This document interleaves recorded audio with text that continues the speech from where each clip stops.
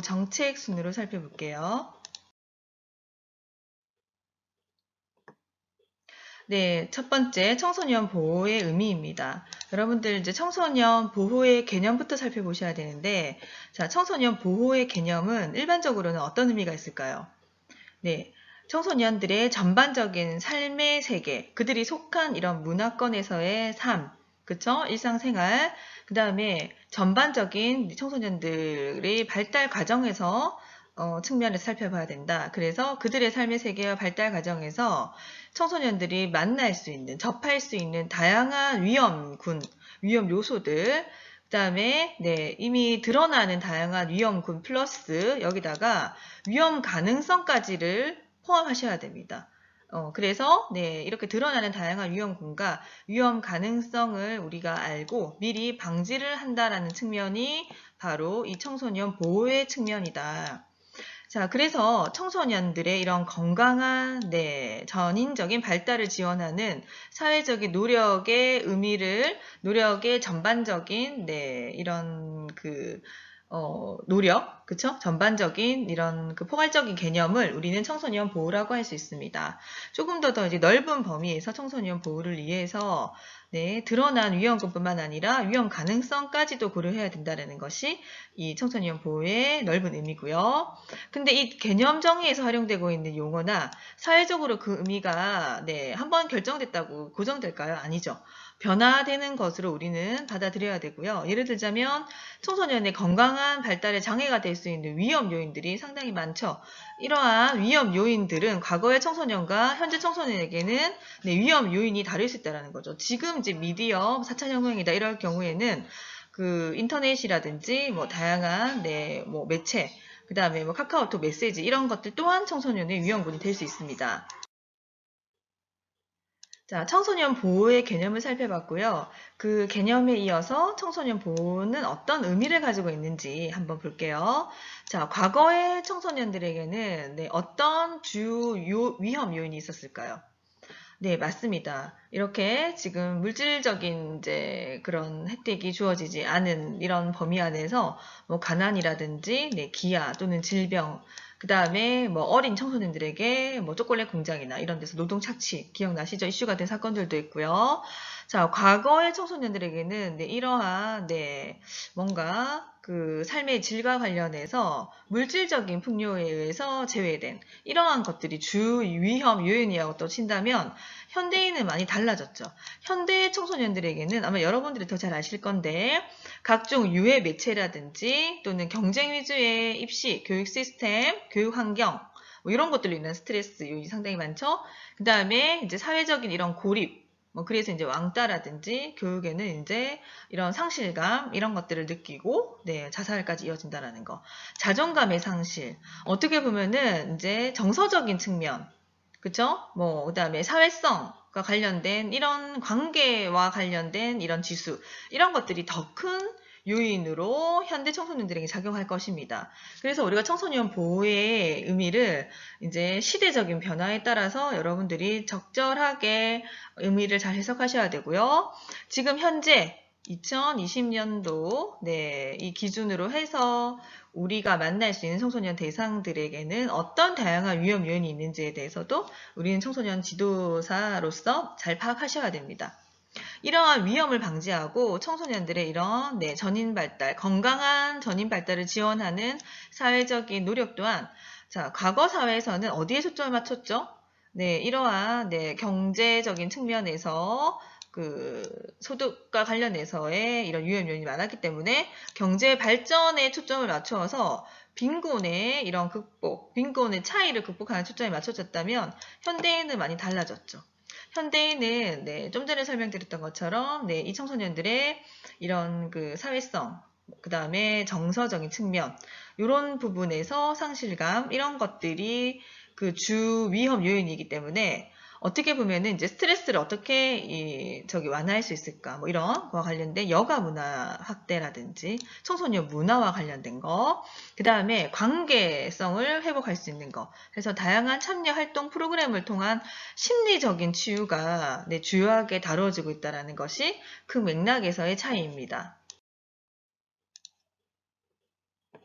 자, 그래서 두 번째 한국 청소년 보호 정책 측면을 살펴보면요. 첫 번째 청소년 보호 정책의 의미는 자, 일단 청소년 정책은 무엇이죠? 대상이 누구죠? 맞습니다. 네, 전반적인 청소년, 보호 청소년을 포함해서 일반 청소년, 학교 안, 학교 밖 모든 청소년이 대상이다. 자, 그리고 이제 일반적인 다른 복지 정책과 좀 차별화된다는 것은 특정 청소년 대상으로 한다는 것이 다른 정책과 좀 구분되고요. 여러분들 정책의 일단은 개념은 누가 집행을 하고 하죠? 중앙정부가 법이나 이들이 세운 계획에 준해서 한정돼서 실시가 됩니다. 그 다음에 보다 폭넓게 중앙정부 플러스 이제는 이런 정책들이 지방자치단체라든지 공공기관 등 공적인 주체가 국민이 부담하는 이런 자원에 의존을 해서 나오는 것까지 포괄적인 의미에서 정책을 이해하셔야 되고요. 자, 그냥 무턱대고 정책을 편찬하는 것이 아니라 어디에 근거해야 되나요? 법령의 청소년 그 보호법이라든지 이런 기타 등등 법령에 근거해서 청소년을 지원하는 것을 의미하는 거. 어떻게 보면 이게 좀 더 포괄적인 개념이겠죠? 이러한 의미에서 청소년 보호 정책을 우리는 이해하셔야 합니다. 자, 제6차 청소년 정책 기본 계획은 참고를 하시면 되는데, 일단 큰 범위 안에서 비전은 뭐라고 되어 있습니까? 현재를 즐기는 청소년이에요. 아까도 말했던 것처럼 심리, 정서, 사회성 측면에 초점을 맞추고 있기 때문에 뭔가 문화라든지 이들의 심리 치유, 자존감 발달에 초점을 맞추는 게 맞죠? 그래서 이제 미래를 여는 청소년. 조금 더 이렇게 좀 상위지향적인 의미고 청소년을 존중하는 사회. 이게 바로 지금 한국 청소년 보호 정책에서 우리가 살펴볼 수 있는 청소년 정책 기본의 비전입니다. 자, 그럼 정책의 목표는요? 네, 이 네 가지는 기억하시는 게 좋습니다. 청소년 참여 및 청소년들의 권리를 증진하는 측면이 목표이고요. 청소년, 주도의 활동을 활성화하는 거, 주도의 활동 활성화. 그 다음에 청소년 자립, 그 다음에 보호 지원을 강화하는 거. 그 다음 청소년 정책 추진 체계를 과거에서 현재까지 쭉 혁신하는 거. 이 크게 네 가지 정책 목표를 가지고 있습니다. 자, 나머지 중점 과제들은 다양하게 있는데 청소년 참여를 확대한다든지 이슈가 되는 거, 청소년 활동, 성장 지원 체계를 혁신하는 거, 청소년 사회 안전망을 확충하는 거, 청소년 정책을 총괄하고 조정하는 것들에 대해서 강화가 일어나고요. 그 다음에 청소년 권리 증진 기반을 조상하는 거, 청소년 체험 활동을 당연히 활성화해야 되고요. 그 다음에 대상별 좀 청소년의 맞춤형으로 지원하는 거, 좀 개별화에 맞는 맞춤형 지원 프로그램에 초점을 맞추고 있고, 그 다음에 지역 중심의 청소년 정책을 추진하는 것들이 강화되고 있습니다. 또한 청소년 민주 시민 성장 지원을 해야 되고요. 그 다음에 진로교육 지원 쪽도 중점 과제이고, 그 다음에 청소년 유해 환경을 개선한다든지 청소년 보호를 지원하는 강화, 초점을 두고 있고 마지막으로 청소년 지도자 역량 제고까지 중점 과제로 들어가 있습니다. 자, 그 다음에 살펴볼 내용은요. 자, 과연 그러면 이 청소년 보호 정책이 어떤 의미고 어떤 목적을 가지고 있는가? 넓은 의미에서 청소년 보호 정책은요.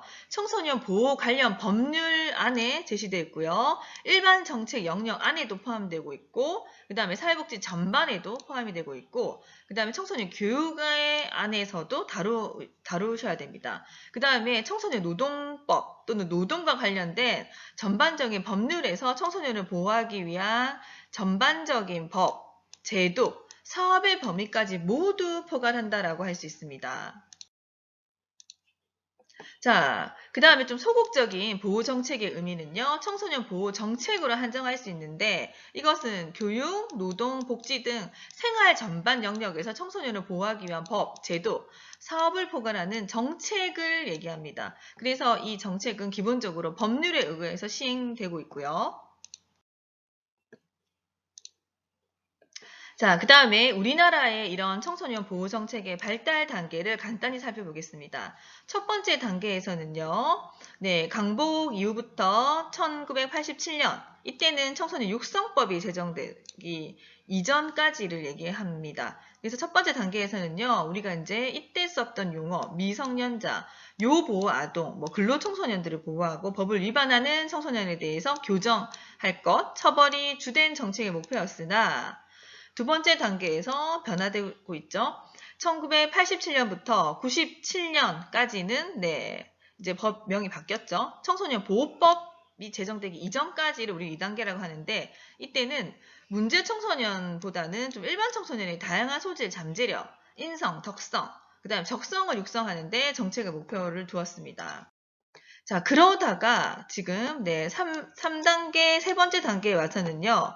97년부터 2005년까지 청소년위원회가 발족되기 이전까지를 세 번째 단계에 속하는데 이 단계에서는 유해 환경에 대한 규제를 통해서 청소년을 보호하는 데 목표가 있었습니다. 그리고 이런 규제를 통한 청소년 보호의 성격이 강한 청소년 보호법에 초점을 둔 사회적인 중요성을 강조하고 있습니다. 그래서 이 세 번째 단계를 이해하시기 위해서는요, 청소년 보호법을 참고하시면 될 것입니다.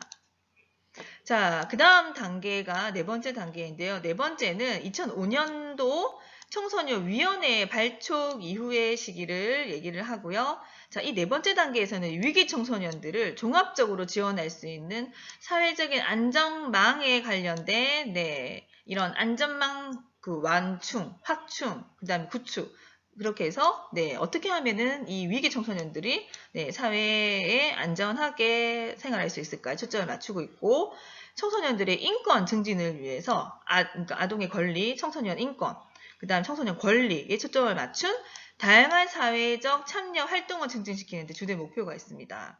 자, 이러한 변화는 규제를 중심으로 한 소극적인 보호 정책으로부터 청소년들의 성장과 참여를 촉진하는 과거가 좀 소극적인 보호 정책이었다면은 이때부터는 적극적인 보호 정책으로 발전해 나가는 것이라고 여러분이 이해하시면 될 것입니다. 자, 지금까지 이제 네 단계로 청소년 보호 정책의 이런 일반적인 주 목표의 변화를 살펴봤는데요. 이제는 여러분들이 좀 적극적인 보호 정책의 의미를 살펴볼 필요가 있는데 적극적인 보호 정책에서는 1997년 청소년 보호법의 제정과 청소년 보호위원회의 출범이 가장 두드러진 특징입니다.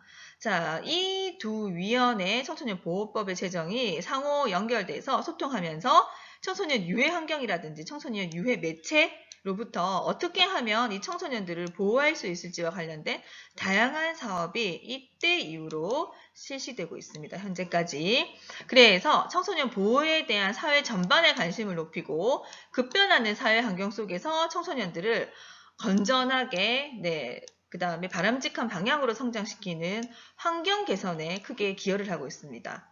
또한 과거가 규제 중심이었다면은 규제 중심의 소극적인 정책이었다면은 조금 더 이 규제 중심의 소극적인 보호 정책은 청소년을 정신적, 심리적, 육체적으로 미숙한 존재로 보고 있으나 좀 자율적인 의사결정의 주체로 최근에는 인정을 하는 분위기가 정책의 방향이 되겠습니다.